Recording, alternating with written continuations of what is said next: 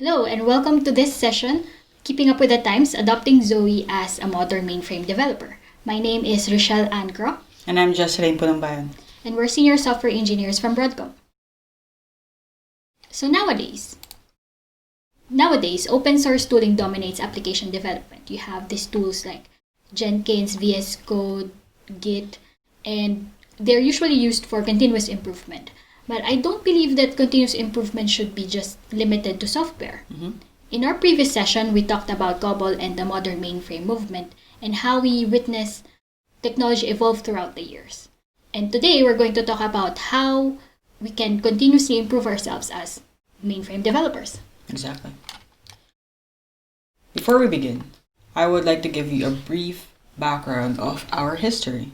And Rochelle and I started in the Philippines back in 2007, where we are mainframe application developers. And we specialize in coding using COBOL programming language in Kix and JCL. After that one, we moved to Singapore in 2010 to become COBOL consultants, and there we learn about DB2. We improve our learning there. We are doing 24 by 7 support, and then we shifted our career to system administrator, system developers in 2015 when we moved to Czech Republic.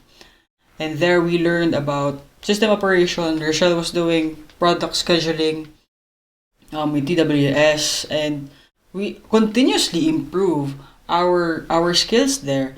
And currently, we're now working for Broadcom, and we started there at 2000. Started working there in 2017, where we are now modern mainframe developers, meaning we're using modern tooling and integrating it with mainframe. Yeah, so as you mentioned, we only just really started with this modern toolsets when we moved to Prague into Yes. Broadcom. So this is our typical day before all of that happened. So I would be this person and I would use ISPF and 3270 screens to access mainframe and mainframe native tools. We were developing legacy applications in the financial industry and we were required to use a specific and limited set of tools. And this has to be approved. So we have to use this approved set of tools for everything, for code editing, for source control, for compiling.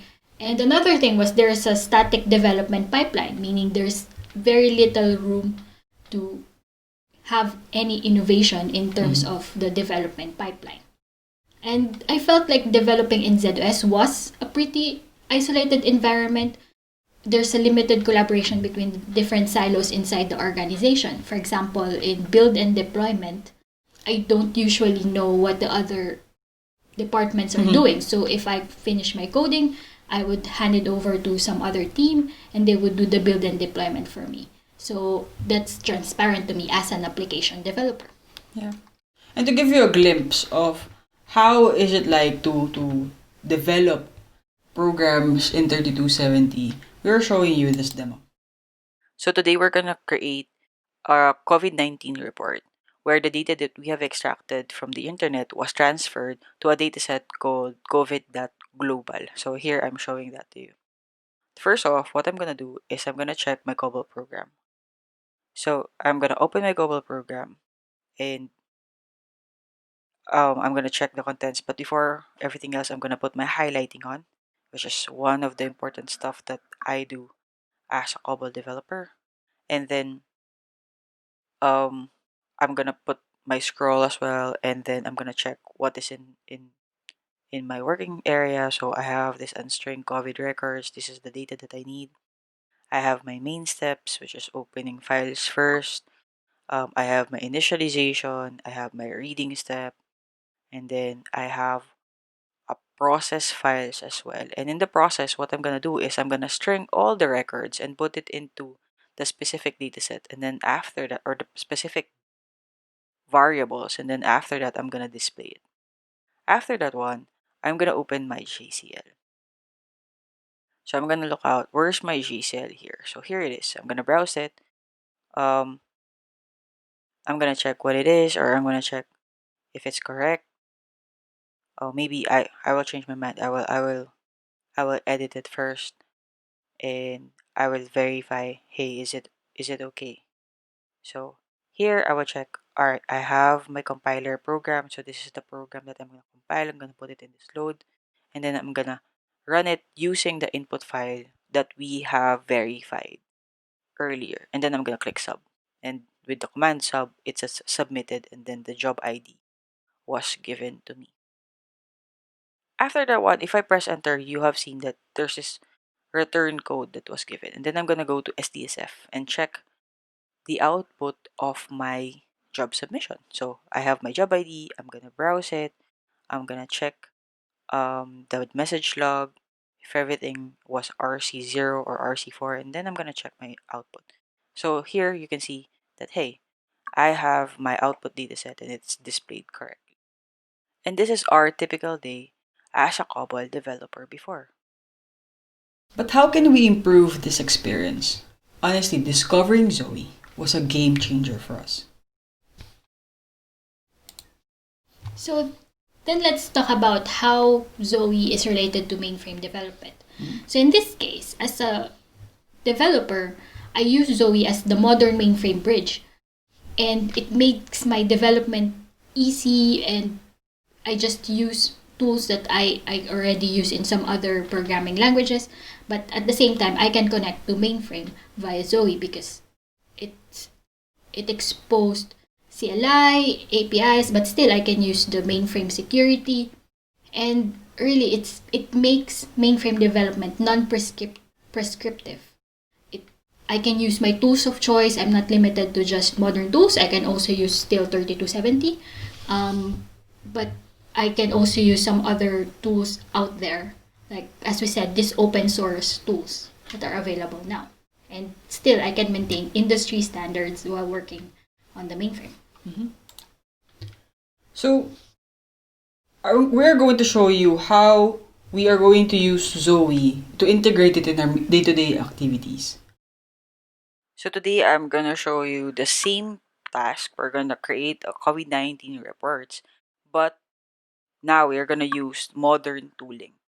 And instead of FTPing the data, we're gonna start with writing another programming language, which is TypeScript, to extract the data.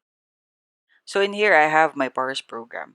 And in this parse program, I'm using TypeScript to fire that API and get the information from the API and then write it in an output file called countries.txt. So I'm gonna paste that API, and then after that one, I'm gonna run my npm script, which is executing the TypeScript program that I have. So I call that script parse, and I'm gonna do it via VS Code, and I'm gonna click this button called run, and it will run automatically the TypeScript program that I have to extract that COVID-19 results and put it in a file called countries.txt. So I'm gonna click that file. I'm gonna find that file and then click it open. So see, it was extracted automatically by just one click of a button. And then after that one, I wanted to upload it in an input file. But this time I'm gonna use a different input file. So I'm gonna open my Zoe Explorer and I'm gonna search for all of the dataset that I have under my ID. So I have my profile there. I search for my dataset, and then here I have my input dataset. And what I'm going to do is I I would want to transfer the data from that extracted data to my dataset. So I'm just gonna highlight all of these and then copy it. And then after that, I'm going to go back to Zoe Explorer, open that dataset, and then paste the data. If I hit Control S, it will automatically saving that data, and upload it into mainframe. And now it's there. So if I close it, try to open it again, the data is already in mainframe. And then after that one, what I'm going to do is I'm gonna open my COBOL program. So same as before, I'm gonna open my COBOL program. I'm gonna check it. Oh, it's already have the highlighting because I already have installed those extensions that highlights a COBOL program.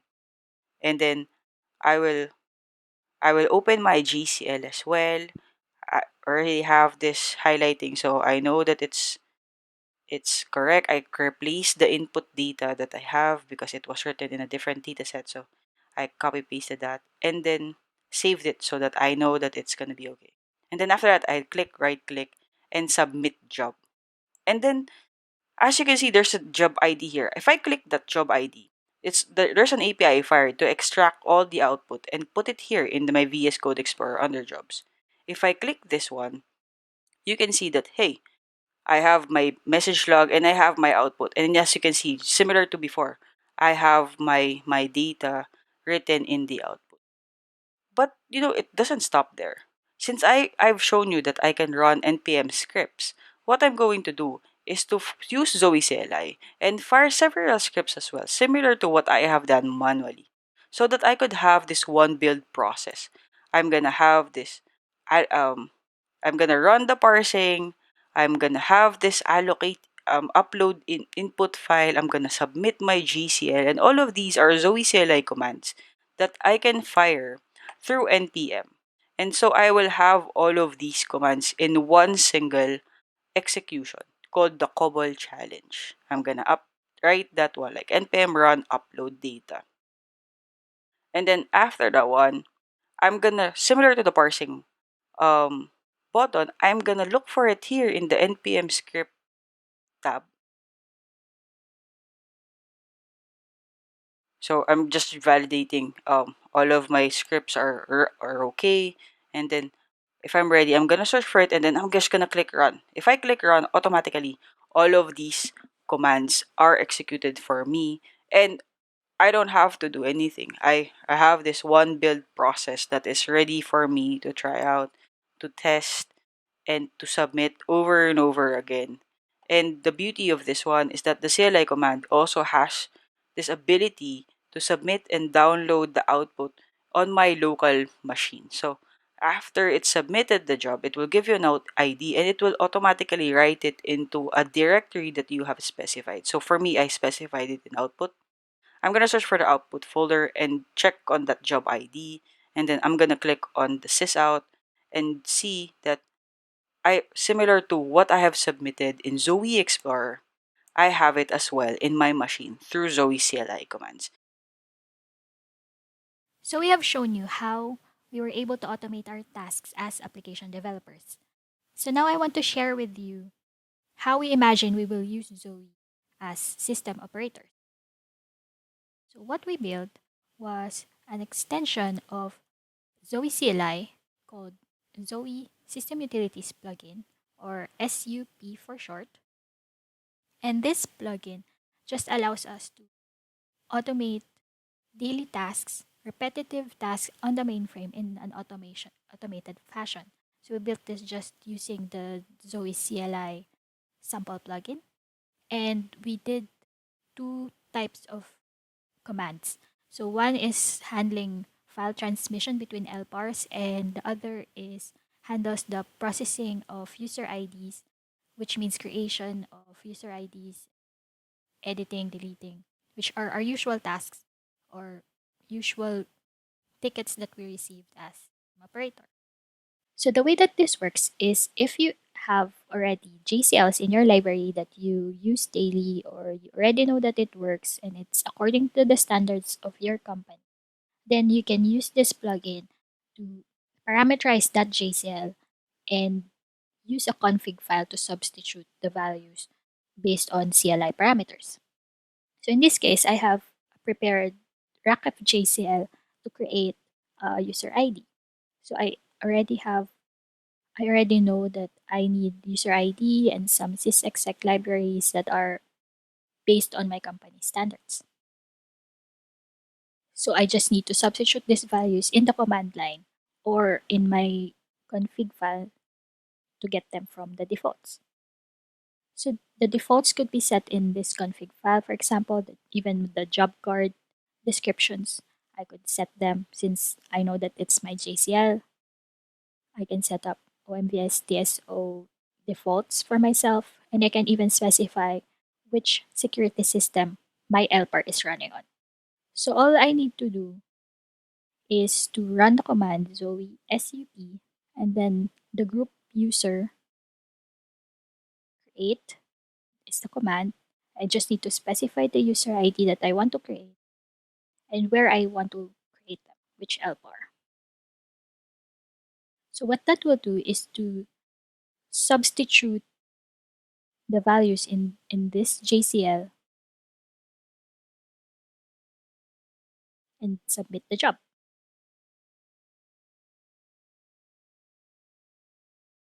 So the build file will be created, which is the JCL that has already been substituted. So I can even check the JCL that I submitted. But the real value of this plugin is that if in case I receive a file such as this, and it just contains a list of the IDs that I need to create and where I need to create them, I can I can create any script and use that command, whether that's via Bash or via Python. I can automate this and do the same command and issue the same command, but using an automated script. So since I know that the JCL works and that the plugin works with my configuration, so I can automate this task. And if I receive a ticket, for example, from ServiceNow, I can just plug in these details here and it would automatically create the IDs for me. I don't have to think of all the different security commands per ID that I will create. So I can do that just by executing the shell script. And as you can see, it will issue the same commands that I already used earlier. And it's just issuing them on different LPARs. Again, this is just one way of automating this. You can also use VS Code tasks, for example. You can use gulp, npm scripts. So the value is really to find out what daily task set you want to automate and use all of these tools and APIs that Zowe is providing.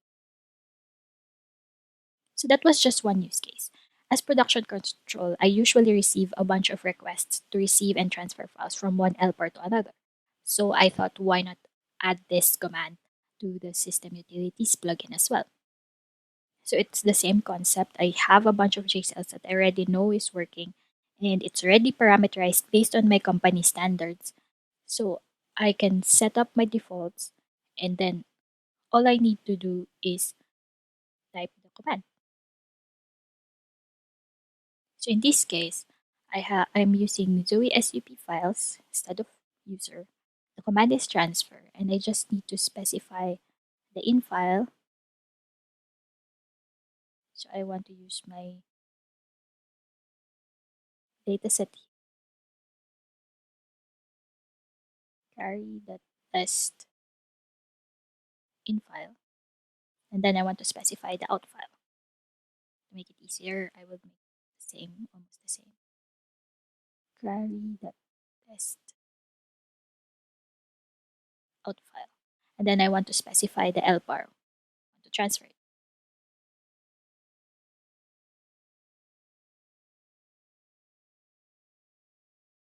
And I can even override my user ID.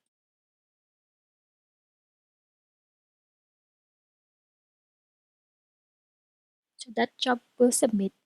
So it already substituted all the values that it needs. And I can see it in the build and as well as in the spool. It just used my regular XSmith JCL. And again, the value of this is that if I receive this file which contains the ID to use and which LPAR I need to transfer files from, which file is the input, which file is the receiving end, then I can just make a script out of it, use that same CLI command, and automate this task. So this is the script, and I'm just using that same command to transfer files. So I will go to my scripts folder, and I will just issue the shell script. And it one by one will issue the CLI command based on the parameters that I specified on my input file. And again, I can customize this based on what usually is in the ticket, and I can automate that as well. So that's our system utilities plugin. So looking back, if I had all these tools available to me before, I would have been far less intimidated working on the mainframe. And the next generation of developers will be the same. They have this new knowledge and perspectives, but there is a hesitation or fear of working with the mainframe. So in our next session, Zoe Out Interactive Learning Experience, we propose this idea of combining mainframe technology and modern technology to have this interactive learning experience to help this new generation of mainframers. Mm-hmm. So to summarize it all, because we adopted Zoe, we can create scripts to automate repetitive tasks that we normally do daily. Like 4 hours of manual work was reduced to 3 minutes. We can upskill ourselves definitely with modern programming languages. We can apply the tools of choice for ZOS development. And we have an easier interaction with mainframe while maintaining industry standards, and that's very important. And lastly, we have more control over the development workflow timeline. So for example, if there's a 1 week of build and deployment work, depending on other teams like what you said before, it can be reduced to 1 day because we have an automated continuous integration. For me, adopting Zoe as a modern mainframe developer doesn't just mean using open source tools. It also means being open to new processes, being open to new programming languages. And it is not enough to just settle with what is traditionally used. And there's this collaboration between existing and new. And for me, that makes it an exciting time to be a mainframe developer. I agree. But we also know that sometimes it is hard to initiate new processes. And Broadcom can help you get started in your DevOps journey. So if you and your team would like to know more, just let us know and we can help. So that's it for us. Thank you, and I hope you learned something today.